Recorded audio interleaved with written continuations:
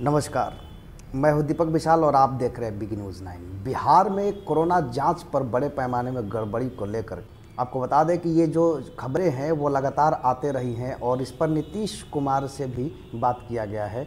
तो बिहार में चूँकि भ्रष्टाचार की लगातार खबरें आ रही है और अभी सबसे बड़ा गड़बड़ी देखने को मिल रहा है वो कोरोना जाँच को लेकर के है। तो हम इसी मुद्दे पर आज चर्चा करेंगे। तो आपको बता दें कि बिहार में कोरोना जांच में गड़बड़ी को लेकर मीडिया रिपोर्ट के बाद विपक्ष नीतीश सरकार पर हमलावर हो गई है। नेता प्रतिपक्ष तेजस्वी यादव ने आनन फानन में जमुई के सिविल सर्जन समेत 4 कर्मियों के सस्पेंड और 6 कर्मियों के बर्खास्त को महज दिखावा बताया है। तेजस्वी ने ट्वीट करते हुए आरोप लगाया है कि अरबों का कोरोना घोटाला सामने आने के बाद नीतीश जी दिखावटी तौर पर पूर्व के 61 घोटालों में करते आए हैं, उसी तरह छोटे स्तर के कर्मचारियों को बर्खास्त करने का नाटक रच धन उगाही कर जेडीयू को चुनावी चंदा देने वाले उच्च अधिकारियों को बचाएंगे। यही नीतीश कुमार के स्थापित नीति, नियत और नियम है। आपको बता दें कि बिहार में टेस्टिंग की संख्या 4 महीनों तक देश में सबसे कम रही। विपक्ष और जन दबाव में नीतीश ने विपदा के बीच ही आंकड़ों की बाजीगरी नहीं करने वाले 3 स्वास्थ्य सचिवों को हटा दिया। फिर उन्होंने अपने जांचे परखे आंकड़ों की बाजीगरी करने वाले भ्रष्ट अधिकारियों को नियुक्त किया। इससे पहले तेजस्वी ने लगातार 2 ट्वीट करते हुए कहा कि बिहार में टेस्टिंग की संख्या 4 महीनों तक देश में सबसे कम रही। विपक्ष और जन दबाव में नीतीश कुमार ने विपदा के बीच ही आंकड़ों की बाजीगरी नहीं करने वाले 3 स्वास्थ्य महासचिवों को हटा दिया। फिर उन्होंने अपने जांचे परखे आंकड़ों पर भ्रष्ट अधिकारियों को नियुक्त किया। तो ये तमाम बातें जो है ये तेजस्वी यादव लगातार कर रहे हैं और उसी के हिसाब से उन्होंने ट्विटर पर एक बात कही थी और उन्होंने बताया कि 3 दिनों में ही टेस्टिंग की संख्या दुगनी हो गई और लगभग 15 दिनों में यह संख्या 1 लाख और 25 दिनों में 2 लाख तक पहुंच गई। इसी स्वास्थ्य संरचना से मात्र 1 महीने में भी कम समय में यह प्रतिदिन जाँच का आंकड़ा इतना गुना कैसे बढ़ गया। सवाल ये भी है कि सारा माजरा आंकड़ों के अमृत मंथन का है। तो ये आखिर आंकड़ों का खेल क्या है और किस तरह से सरकार आंकड़ों की फेरबदल करके बिहार में कोरोना जांच गड़बड़ी को सामने नहीं रखा।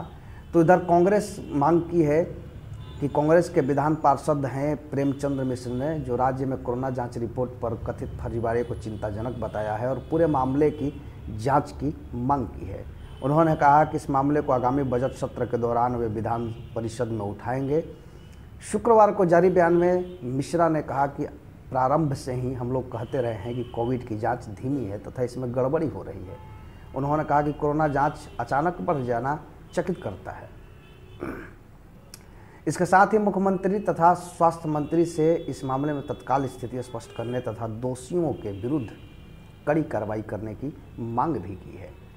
तो विपक्ष लगातार सरकार पर हमलावर हो रही है और साथ ही साथ अगर हम देखें तो जाप जो जन अधिकार पार्टी है उन्होंने भी कहा है कि जांच के नाम पर राशि की बंदरबाट हुई है। कोरोना जांच में गड़बड़ी का मामला सामने आने के बाद जन अधिकार पार्टी के प्रदेश अध्यक्ष राघवेंद्र सिंह कुशवाहा ने आरोप लगाया कि जांच के नाम पर राशि की बंदरबाट हुई है।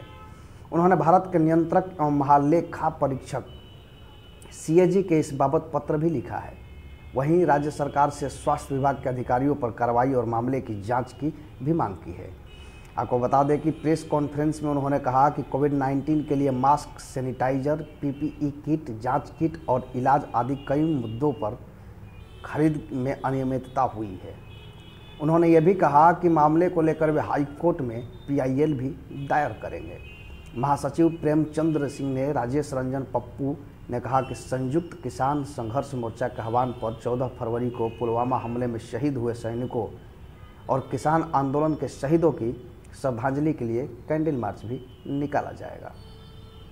तो ये बिहार की जो दशा दिशा है वो इस प्रकार है कि कोविड में हुई जांच गड़बड़ी को लेकर के मामला तूल पकड़ते जा रहा है और लगातार विपक्ष हमलावर हो रही है और सरकार कहीं ना कहीं इस पर चुप्पी साधे बैठी है। दिल्ली से वापस लौटे नीतीश कुमार से जब पत्रकारों ने ये सवाल पूछा तो उन्होंने कहा कि हमें पता नहीं था, अभी पता चला है और हम जांच के आदेश दे चुके हैं और उस पर क्या कार्रवाई होती है ये देखने की बात है।